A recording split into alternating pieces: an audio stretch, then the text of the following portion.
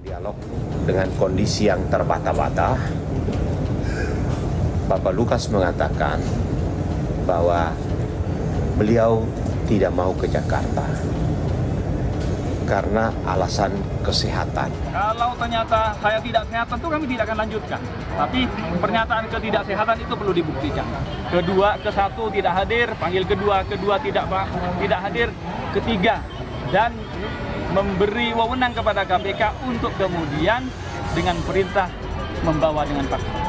KPK harus melakukan upaya jemput paksa terhadap Lukas NMB karena sudah 2 kali dipanggil tidak datang. Dan alasan kemarin oleh KPK dinyatakan sendiri bahwa tidak cukup itu. Karena persyaratan sakit dan lain sebagainya dianggap tidak cukup. Maka ya sekarang harus menerbitkan surat perintah membawa, dilakukan penangkapan dan dibawa ke Jakarta, ditahan. Kalau memang sakit benar ya dibantarkan di rumah sakit.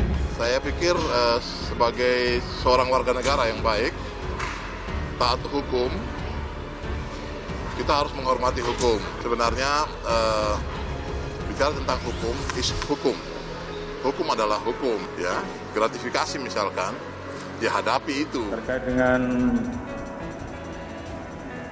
kasus Lukas NMB, kami telah menyiapkan 1.800 personil di Papua dan kami siap untuk membackup apabila memang KPK meminta. Kalau Kak Lukas ini nggak mau datang ke KPK karena alasan sakit, karena masih nggak sehat dan sebagainya, ya mungkin KPK itu manggilnya bukan dalam rangka klarifikasi atau pemeriksaan. Undang aja dalam rangka main judi. Pasti mau Lukas itu. Pasti langsung sehat dia. Ya meskipun nanti datangnya pakai kursi roda, nggak apa-apa. Yang penting datang.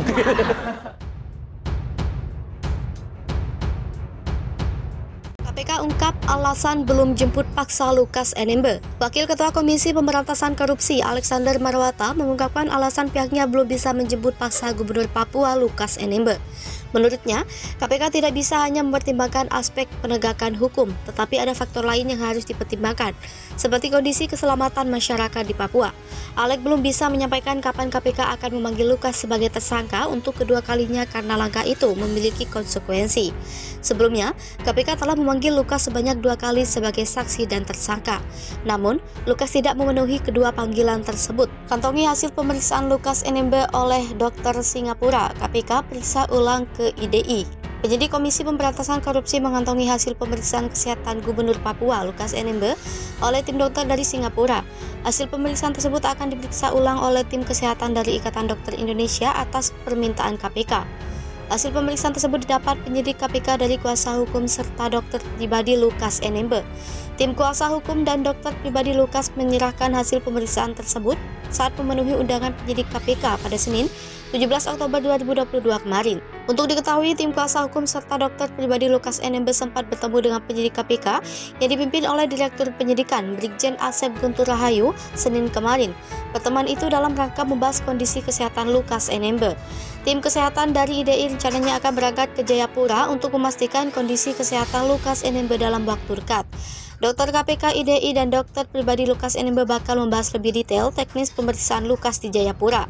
Upaya ini, kata IP, dilakukan KPK untuk memberikan kepastian hukum serta menjunjung tinggi hak-hak Lukas NMB. Lukas sempat menjalani tes kesehatan oleh tim dokter pribadi di Singapura. Hasilnya Lukas disebut mengalami kelemahan pada ekstrabitas atau gangguan gerak dan bicara. Oleh karenanya, Lukas berencana dilakukan MRI di Rumah Sakit Umum Daerah Jayapura. Sebelumnya KPK telah menetapkan Gubernur Papua Lukas NMB sebagai tersangka.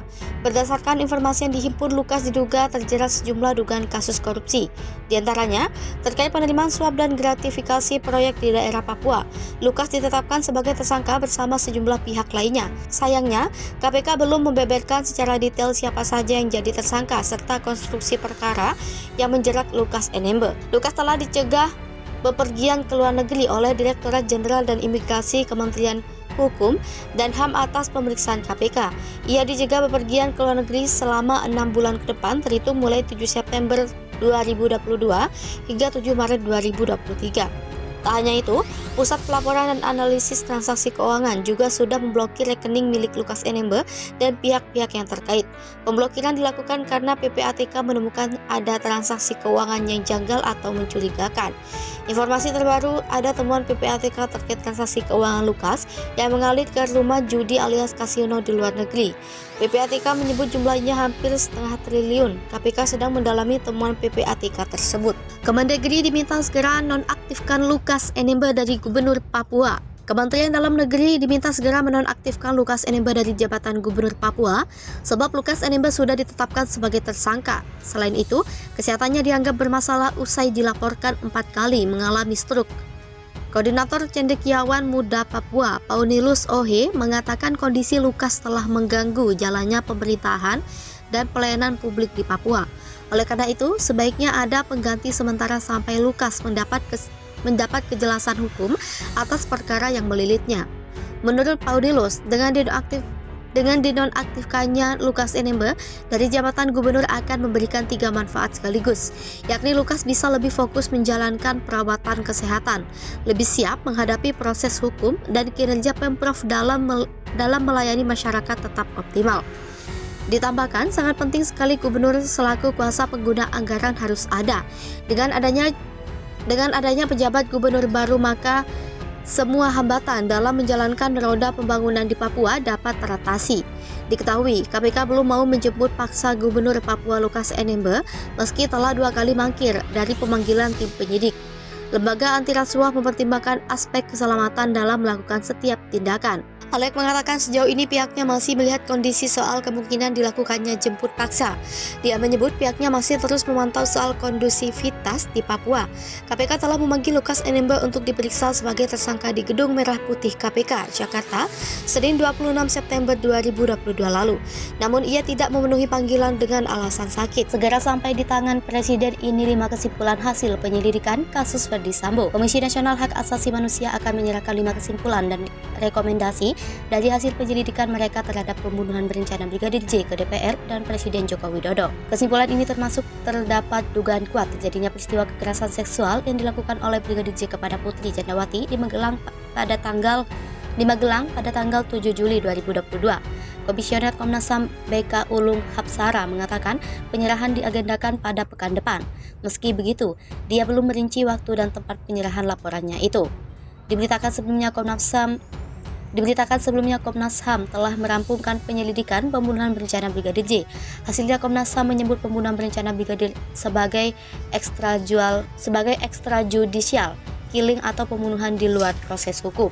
Selain itu, pada kasus ini ditemukan adanya obstruction of justice, yakni upaya penghalangan proses hukum yang dilakukan mantan Kadipropam Polri Irjen Ferdi Sambo sebagai tersangka aktor utama pembunuhan. Kemudian dalam temuan Komnas HAM menyatakan tidak ada perbuatan penganiayaan atau penyiksaan terhadap Brigadir J.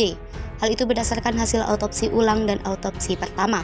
Komnas HAM menyebut ada 5 kesimpulan dalam kasus pembunuhan berencana yang didalangi Ferdi Sambo ini. Telah terjadi peristiwa kematian Brigadir J pada 8 Juli 2022 di rumah dinas ex-Kadipropam di Duren 3 nomor 46 Jakarta Selatan. Peristiwa pembunuhan Brigadir J dikategorikan sebagai tindakan extrajudicial killing. Berdasarkan hasil autopsi pertama dan kedua, ditemukan fakta tidak adanya penyiksaan terhadap Brigadir J, melainkan luka tembak. Terdapat dugaan kuat terjadinya peristiwa kekerasan seksual yang dilakukan oleh Brigadir J kepada saudari PC di Magelang, tanggal 7 Juli 2022. Terjadinya obstruction of justice dalam penanganan dan pengungkapan peristiwa kematian Brigadir J.